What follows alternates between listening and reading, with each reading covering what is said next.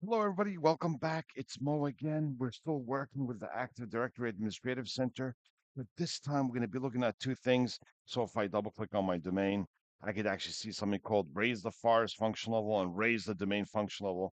Don't get me wrong here. I could still go back to Active Directory users and computers. And if I right click on my domain and I choose properties, I could see that my domain function level is Windows Server 2016 and my FARS is Windows Server 2016. Now, what does that mean? If the domain function level reflects what type of domain controllers you could have in the domain. For example, my domain function level right now is Windows Server 2016, right? What does that mean? I could bring in a Server 2016 inside this domain as a replica.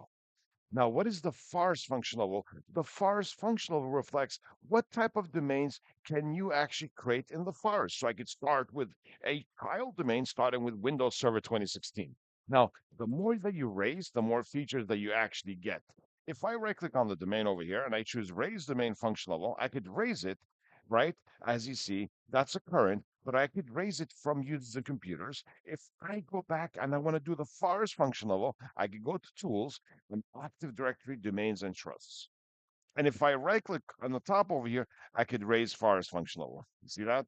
So the domain function level is done through AT users and computers, and the FARS is from domains and trusts. Or I can make things much easier. I can go back to the Active Directory Administrative Center and do both from here.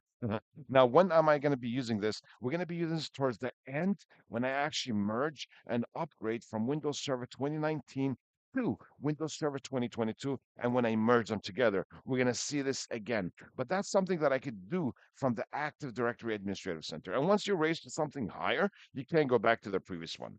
That's what I wanted to discuss in this lecture. We're going to continue with much more fun stuff in a future section in a moment. So we'll see you guys soon. All right, everybody. Bye.